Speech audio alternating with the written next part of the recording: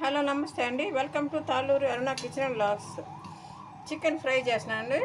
తయారు చేయ విధానము: కేజీ చికెన్ తీసుకున్నాను. తగినంత ఆయిల్ వేసుకోవాలి. ఫ్రై కాబట్టి ఆయిల్ ఎక్కువ పడుతుందండి. తగినంత కళ్ళుప్పు వేస్తున్నానండి. ఆనియన్స్ త్వరగా ఎదుగుతాయి, అందుకని వేస్తాను. షాజీరా, ఒక స్పూను అల్లం వెల్లుల్లి పేస్ట్,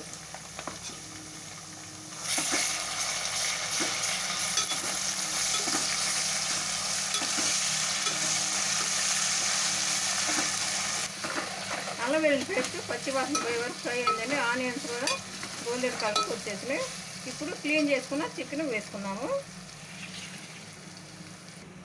చికెన్ అండి శుభ్రంగా పసుపు కళ్ళుప్పు వేసి బాగా కలిపేసి నీళ్ళల్లో 6 టైమ్స్ కడిగి ఈ రంధ్రాల బుట్టకు వేసుకున్నానండి. అవి వేస్ట్ వాటర్ అంతా పోతుంది.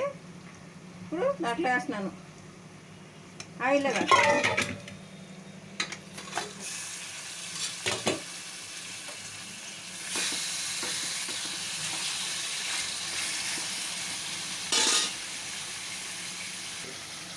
తగినంత పసుపు,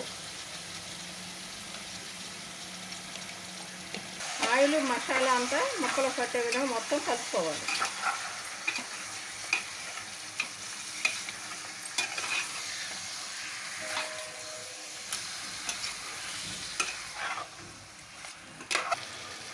ఆయిల్లోని ఫ్రై అవుతూ ఉండగానే కరివేపాకు వేసుకోవాలండి.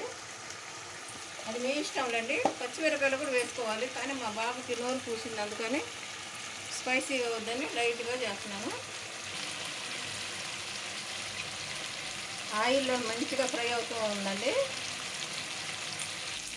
ఇప్పుడు తగినంత కారం వేసుకున్నామండి.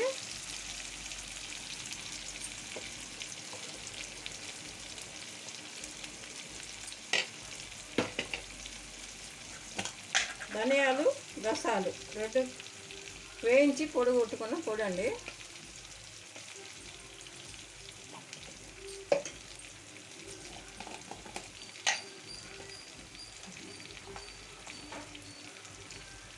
హాఫ్ స్పూను గరం మసాలా,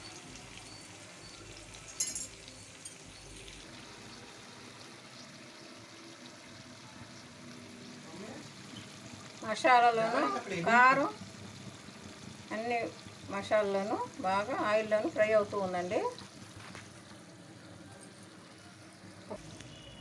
ఒక 5 మినిట్స్ మీడియం ఫ్లేమ్లో ఉంచితే మొక్కకి ఉప్పు కారం మసాలాలన్నీ పడతాయండి.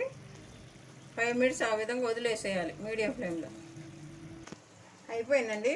ఇప్పుడు పైన కరివేపాకు, కొత్తిమీర,